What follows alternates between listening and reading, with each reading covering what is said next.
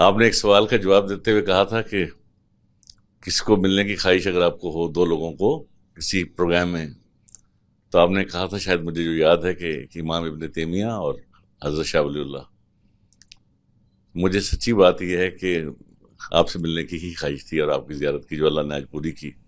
کوئی اسباب پیدا کیجیے کہ میری خواہش بھی پوری ہو جائے. اور یہ آپ کا جو سینس آف ہیومر ہے، یہ ہماری ہم سے آنے والی نسلوں کے لیے بہت بڑی ایک سمجھے ٹونک ہے کہ لوگ اسلام کے قریب ہوتے ہیں. سوال میرا کوئی نہیں ہے، بس صرف ایک عرض یہ ہے کہ عموماً آپ سے لوگ جو بہت سارے سوال کرتے ہیں تو ظاہر ہے تو جو سوال کرتے ہیں آپ اتنا ہی جواب دے دیتے ہیں ان کو. باقی تو ایسے بہت سارا کچھ آپ نے تقریباً ہمیں ہر چیز مل جاتی ہے جو ہم چاہتے ہیں ہمیں مل جاتی.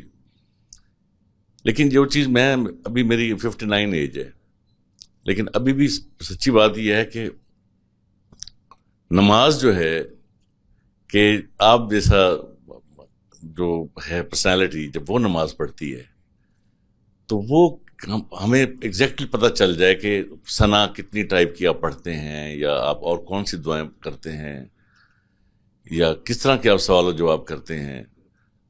ہمیں کافی ساری لائٹ تو ملی ہے کیونکہ آپ بہت محتاط ہو کے بہت ساری چیزوں کے جواب دے رہے ہوتے ہیں جو شاید لوگوں کو ڈائجسٹ بھی نہیں ہوتا جلدی سے، آہستہ آہستہ ہو رہا ہے.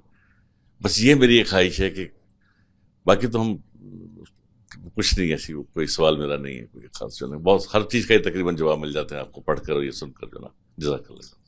آپ کے علم میں ہوگا کہ نماز کے بارے میں نے بارہا یہ وضاحت کی ہے، اس کے جو اذکار لازم کیے گئے ہیں وہ اصلاً دو ہی ہے: سورہ فاتحہ کے ساتھ قرآن ملانا، اور خفض و رفع میں اللہ اکبر یا سمع اللہ لمن حمدہ کہنا.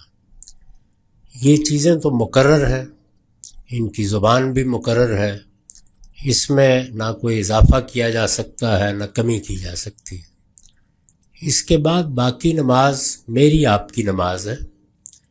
ہم سورہ فاتحہ سے پہلے کوئی دعا کرنا چاہتے ہیں، ہم قرآن مجید پڑھنے کے بعد کوئی دعا کرنا چاہتے ہیں، رکوع میں دعا کرنا چاہتے ہیں، تسبیح کرنا چاہتے ہیں، تحمید کرنا چاہتے ہیں، دو سجدوں کے درمیان، یہ لوگوں کے اختیار پر چھوڑ دیا گیا ہے. اس میں آپ اپنی زبان میں جو دعا چاہے کریں، جو تسبیح چاہے کریں، یہ آپ پر ہے.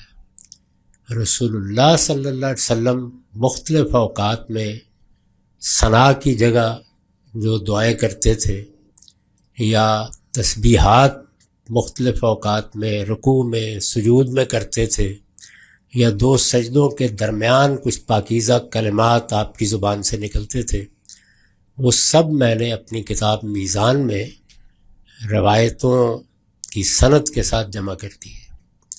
وہ اگر آپ وہاں سے نکالیں، اس کا عنوان ہے نماز کے اذکار، تو آپ کو اس کی پوری تفصیل مل جائے گی.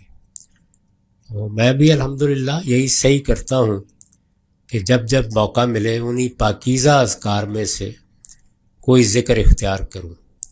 یہ ثنا جو ہمارے ہاں پڑھی جاتی ہے، یہ بر صغیر کی ثنا ہے. یہ ضروری نہیں ہے کہ ساری دنیا میں لوگ اس کو اسی طرح پڑھتے ہوں. اور بھی بہت سی دعائیں ہیں جو اس موقع پر رسول اللہ نے پڑھی ہے. اس معاملے میں لوگوں کے علم کو بھی بہتر کرنا چاہیے، اور یہ بتانا بھی چاہیے کہ نماز میں کون سی چیزیں ہیں جن کے لیے عربی زبان ضروری ہے، اور کون سی چیزیں جن میں ایسی کوئی پابندی نہیں.